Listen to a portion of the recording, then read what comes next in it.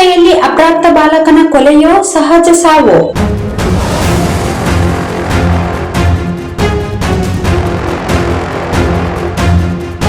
ಹೊಸ ಬಟ್ಟೆ ಖರೀದಿಸಲು ಒಟ್ಟಿಗೆ ಹೋದ 3 ಸ್ನೇಹಿತರಲ್ಲಿ ಓರ್ವ ಅಪ್ರಾಪ್ತ ಬಾಲಕ ಮೃತಪಟ್ಟಿದ್ದು, ಅಪ್ರಾಪ್ತ ಬಾಲಕನನ್ನು ಚೀಲದಲ್ಲಿ ತುಂಬಿ ಕಲ್ಲು ಕಟ್ಟಿ ಕೆರೆಯಲ್ಲಿ ಬಿಸಾಡಿದ ದಾರುಣ ಘಟನೆ ಎಂದು ಲಿಂಗಸೂಗೂರಿನಲ್ಲಿ ಬೆಳಕಿಗೆ ಬಂದಿದೆ.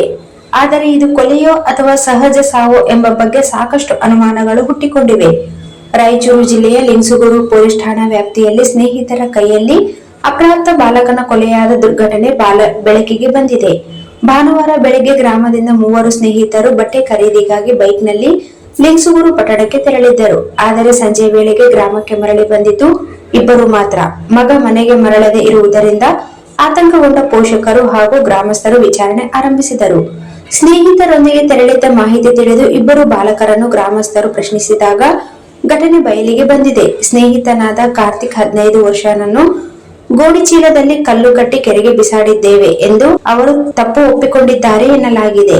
ಕಾರ್ತಿಕ್ 9ನೇ ತರಗತಿಯಲ್ಲಿ ಓದುತ್ತಿದ್ದ ಅಪ್ರಾಪ್ತ ಬಾಲಕನಾಗಿದ್ದು, ಆರೋಪಿಗಳಾದ ಇಬ್ಬರು 10ನೇ ತರಗತಿ ವಿದ್ಯಾರ್ಥಿಗಳಾಗಿದ್ದಾರೆ.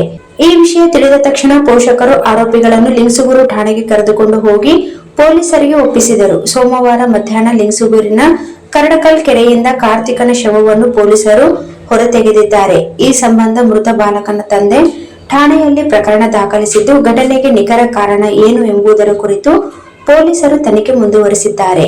ಗ್ರಾಮದಲ್ಲಿ ಈ ಘಟನೆಗೆ ಸಂಬಂಧಿಸಿ ಶೋಕ ವಾತಾವರಣ ನಿರ್ಮಾಣವಾಗಿದೆ.